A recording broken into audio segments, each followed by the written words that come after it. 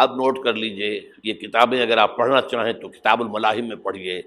بدترین عذاب عربوں پر آیا کھڑا ہے، سروں پر چڑھا ہوا ہے، بدترین. ایسی جنگ ہونی ہے الملحمۃ العظمیٰ، جس کو کہ میں بھی آپ کے گواہی پیش کر دوں گا، جسے کہا گیا دی لاسٹ کروسیڈ. بش نے بھی کروسیڈ کا لفظ بول دیا تھا، پھر واپس لیا اس نے. نکل جاتی ہے جس کے منہ سے سچی بات مستی میں، فقیہ مصلحت بین سے اور ہندے بادہ خار اچھا. کروسیڈ کہہ کر پھر واپس لیا. یہ کروسیڈ، اس کے اوپر جس قدر نقصان ہونا ہے عربوں کا. گریٹر اسرائیل بنے گا، یہ عراق، شام، اردن، سعودی عرب کا کچھ شمالی علاقہ، ترکی کا جنوبی علاقہ، مصر کا صحرائے سینا، اور اس کے ساتھ ہی جو بہترین اس کا زرخیز ترین علاقہ ڈیلٹا آف نائل، یہ سب یہودیوں کے قبضے میں جائیں گے. اس کو حدیث میں کہا گیا الملحمۃ العظمیٰ.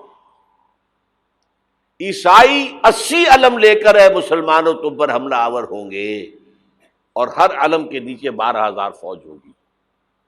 9.5 لاکھ فوج. یہ نیٹو کی تیاری کس کے لیے ہو رہی ہے؟ جب یو ایس ایس آر کا خاتمہ ہوا تو پوچھا گیا تھا نیٹو چیف سے، اب کس لیے؟ تمہارا وہ دشمن تو ختم ہو گیا، اب ہمیں اسلامک فنڈامنٹلزم سے نمٹنا ہے. وہ جانتے ہیں خطرہ یہی ہے. اب اسلام ابھر سکتا ہے، مسلمانوں کے سینوں کے اندر وہ آگ ہے. اوپر خاکستر آ گیا ہے، تم کہیں اٹھانا بیٹھنا، یہ اندر تو انگارہ ہے، اوپر سے راکھ ہے، اس سے دھوکہ نہ کھا جانا ان کے دلوں کے اندر. اور بش نے کہا تھا مسلمان چاہتے ہیں کہ ہسپانیہ سے لے کر انڈونیشیا تک نظام خلافت قائم کریں. اور میں حیران ہوا تھا کہ اس کمبخت کو ہسپانیہ کا خیال کیسے آ گیا. ہمیں تو کبھی آتا ہی نہیں، اب ہم تو بھول گئے. وہ تو 500 برس پرانی بات ہے جبکہ وہاں سے ہمیں نکال دیا گیا تھا. اگرچہ اقبال نے کہا تھا ہے ارض فلسطین پہ یہودی کا اگر حق، ہسپانیہ پر حق نہیں کیوں اہل عرب کا. ہسپانیہ میں تو 800 سال حکومت کی مسلمانوں نے، اور ابھی 500 برس ہی گزرے ہیں نا. یہودی تو ارض مقدس سے 2000 سال نکالے گئے. انہیں لا کے آباد کیا گیا، عربوں کے سینے میں خنجر بھونک دیا گیا. وہ چھوٹا سا ملک جو چاہتا کرتا، کوئی پوچھنے والا نہیں. امریکہ جیسے اپنے بیٹے کی حفاظت کرے ویسے کرتا اس کی. اور حضور نے فرمایا ہے وہ جنگ جب ہوگی تو ایک باپ کے اگر 100 بیٹے ہوں گے تو 99 ختم ہو جائیں گے، ایک بچے گا. یہ حدیث ہے، حدیث ہے صحیح. اور آپ نے فرمایا ویل للعرب من شر قد اقترب. عربوں کے لیے ہلاکت ہے، عربوں کے لیے بربادی ہے اس شر سے جو قریب آ چکی ہے. اور آج جس طرح انہوں نے ان کی تہذیب کو اختیار کر لیا ہے، دبئی جا کر دیکھیے، بدترین مغربی معاشرہ جو ہے وہ دبئی کے اندر ہم نے قائم کر کے دکھا دیا. اب سعودی عرب اس راستے پر بڑھ رہا ہے. اور اس کے بعد نمبر 2 پر جو ہے ہم پاکستانی ہیں. لیکن میں اس کے وہ پہلی بات جو کہہ رہا ہوں وہ تو یقینی ہے، اس میں تو احادیث صحیحہ موجود ہے. اگرچہ اس کے بعد پانسا پلٹے گا، پھر حضرت مہدی کا ظہور ہوگا، حضرت عیسیٰ کا نزول ہوگا، اور وہ گریٹر اسرائیل گریٹر گریو یارڈ بنے گا یہودیوں کا. ایک ایک یہودی قتل ہوگا اور دفن ہوگا. یہ بات میں ہونا ہے، میں پہلی بات بات کر رہا ہوں. وہ پانسا پلٹے گا جب پلٹے گا. ابھی جو سامنے ہے وہ کیا ہے؟ جس ملحمۃ العظمیٰ کہا حضور نے، جسے آرمگیڈون کہتے ہیں عیسائی. آرمگیڈون کی اگر کہیں جا کر آپ دیکھیں گے، آپ ڈکشنری میں مانی تو کیا لکھا ہے؟ A very big war which will be fought between the forces of evil and good before the end of this world. اس دنیا کے خاتمے سے پہلے خیر اور شر کی قوتوں کے درمیان بہت بڑی جنگ ہوگی. ارمجدون اسے کہتے ہیں عربی میں، اور آرمگیڈون اسے کہتے ہیں انگریزی کے اندر. اور یہ بائبل کی آخری کتاب کے اندر ہے، جو اس میں کہ مکاشفات یوحنا، ریولیشنز آف سینٹ جان. یہ تو میں کہہ رہا ہوں یقین کے ساتھ، اور زیادہ دور نہیں ہے، آیا چاہتا ہوں. اس لیے کہ یہودیوں کا اور عیسائی جو کنزرویٹوز ہیں، نیو کنزرویٹوز، ان کا 5 نکاتی ایجنڈا ہے متفق علیہ، جس کے تحت کہ یہ جنگ صلیبی شروع کی گئی ہے. وہ سن لیجئے آپ. آرمیگیڈون نمبر 1، گریٹر اسرائیل قائم ہو جانا اس کے نتیجے میں نمبر 2، مسجد اقصی اور قبۃ الصغریٰ کو گرانا نمبر 3، وہاں تھرڈ ٹیمپل، وہ مسجد جو حضرت سلیمان نے بنائی تھی 1000 قبل مسیح میں، پھر برباد کی تھی نبوکدنضر نے، دوبارہ بنائی گئی، پھر دوبارہ ختم ہوئی 70 عیسوی تک گری پڑی ہے. ان کا خانہ کعبہ گرا ہوا ہے 70 عیسوی سے لے کر آج تک. ایک دیوار ہے ویلنگ وال، جہاں جاتے ہیں، روتے ہیں، پیٹتے ہیں، ماتم کرتے ہیں، وہاں وہ بنے گا تھرڈ ٹیمپل. اور نمبر 4، اس میں لا کر رکھا جائے گا تخت حضرت داؤد کا. یہ تخت کہاں ہے اس وقت؟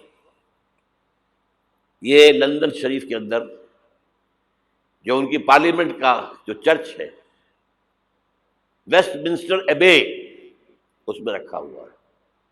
ایک پتھر تھا جس پر بٹھا کر حضرت داؤد کی تاج پوشی ہوئی، پھر حضرت سلیمان کی ہوئی، پھر وہ پتھر رکھ دیا گیا جب حضرت سلیمان نے بنایا ہیکل مسجد اقصی، وہاں رہا وہ.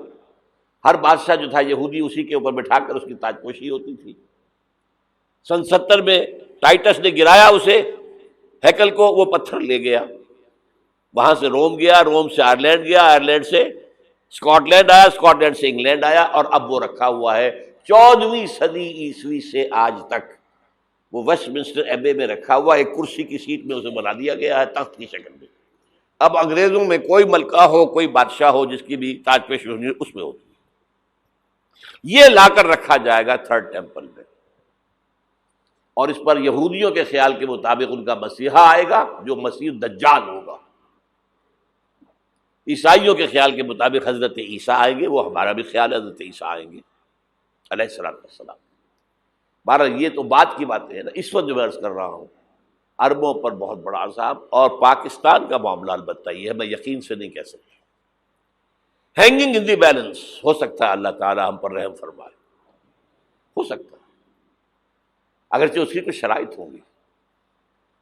چمن کے مالک اگر بنا لیں موافق اپنا شعار، اب بھی چمن میں آ سکتی ہے پلٹ کر چمن سے روٹھی بہار، اب بھی ہو سکتی ہے.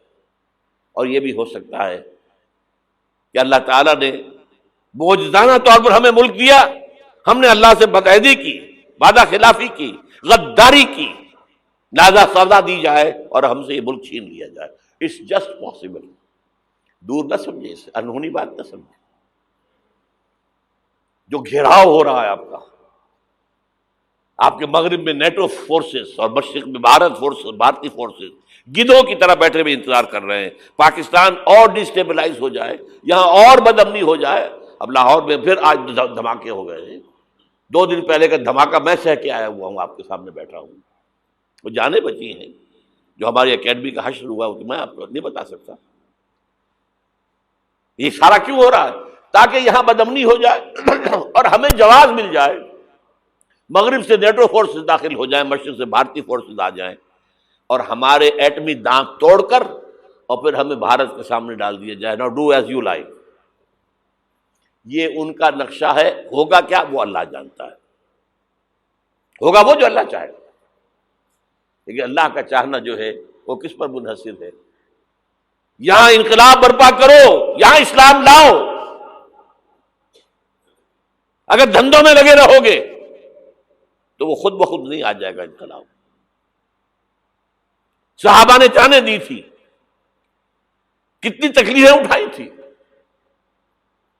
12 برس تک مکی دور کے اندر با نشہ درویشی در ساز و دمادم زن، جو پختہ شبی خدرا بر سلطنت جم زن.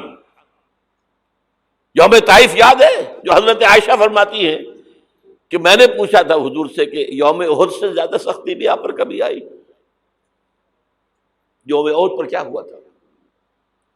تلوار کا وار پڑا تھا آپ کے چہرہ مبارک، یہ جو رخسار کی ہڈی ہے اس کے اندر وار گیا ہے، اوپر خود کی 2 کڑیاں تھیں وہ اس میں گھس گئیں،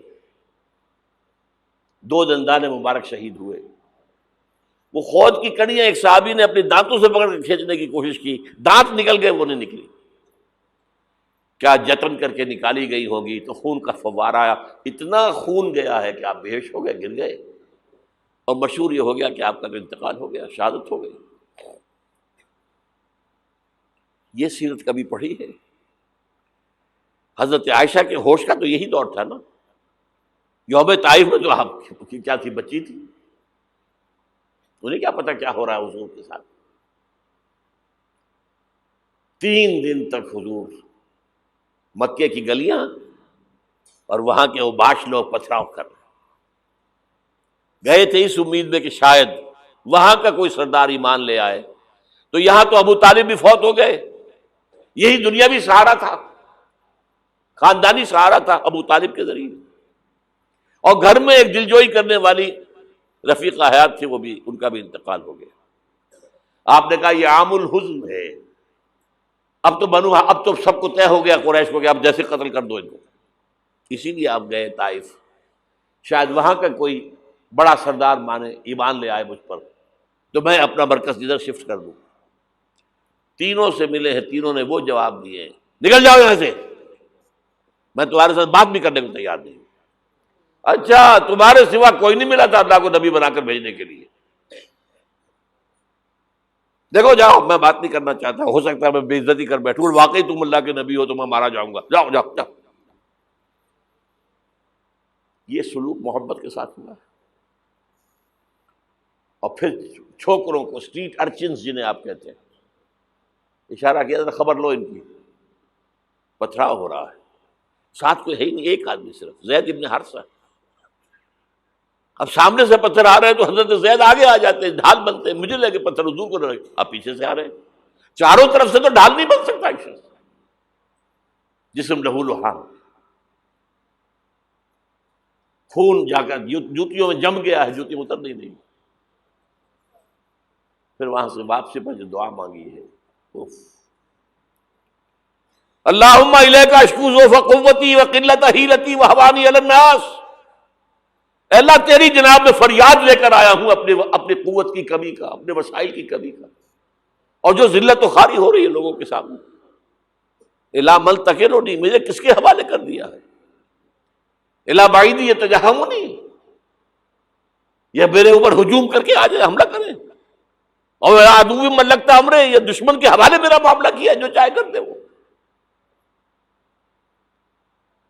لیکن پھر عبدیت غالب آتی ہے، ان لم یکن علی غضبک فلا ابالی، اللہ اگر تو ناراض نہیں ہے تو مجھے کوئی پرواہ نہیں، سر تقدیم خم ہے جو مزاج یار میں آئے، مجھے اندیشہ یہ ہے کہ تو ناراض تو نہیں ہو گیا۔ یہ تکلیفیں جھیلی ہے، سینکڑوں صحابہ نے جانوں کا نذرانہ پیش کیا ہے،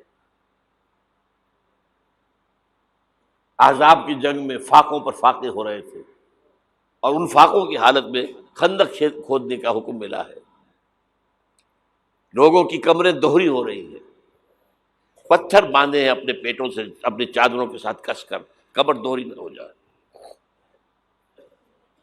اور جب صحابہ کدالیں چلا رہے ہیں تو کیا کہہ رہے ہیں، نحن الذین بایعوا محمدا علی الجہاد ما بقینا ابدا، اللہم لا عیش الا عیش الاخرہ۔ صحابہ کہتے تھے ہم وہ لوگ ہیں جنہوں نے محمد سے بیعت کی ہے کہ جہاد کرتے رہیں گے جب تک جان میں جان نکل جائے تو بات اور، جان ہے، چاہے ابھی بھوک سے کمر دوہری ہوئی جا رہی، جان تو ہے۔ اور ایک دفعہ کہتے تھے اللہم لا عیش الا عیش الاخرہ، اللہ عیش، زندگی تو آخرت کی زندگی ہے۔ اور حضور فرماتے تھے، حضور کے بیٹھے ہوئے نہیں تھے گاؤں تکیہ لگا کر، پتھر اٹھا اٹھا کر خندق میں سے لے جا کے باہر پھینک رہے تھے، جب صحابہ کہتے ہیں اللہم لا عیش الا عیش الآخرہ، حضور فرما رہے ہیں فاغفر الانصار والمہاجرہ، اے اللہ ان انصار اور مہاجرین کی مغفرت فرما دے۔ پھر حضور کی خدمت میں کچھ لوگ آئے، حضور اب یہ فاقہ ناقابل برداشت ہو گیا، دیکھیے ہم نے یہ پتھر باندھے ہوئے اپنے پیٹوں کے ساتھ۔ حضور نے کرتا اٹھا کر دکھایا، وہاں 2 پتھر باندھے ہوئے۔ یہ ہے سیرت النبی۔ آپ کس چیز کو سیرت النبی سمجھتے ہیں؟ بہرحال اس موضوع پر میری ایک کتاب ہے منہج انقلاب نبوی، کہ انقلاب کیسے آیا تھا۔ اگر دل میں ذرا بھی آرزو پیدا ہو گئی ہو کہ اللہ قبول کر لے مجھے قبول کر لے اس کام کے لیے، تو وہ کتاب آپ کے لیے مست ہوگی، اس کا پڑھنا۔ هي الحلقات تحفظني بآيات من القرآن، هي الحلقات تملأني بحب المصطفى العدنان، هي الحلقات تحفظني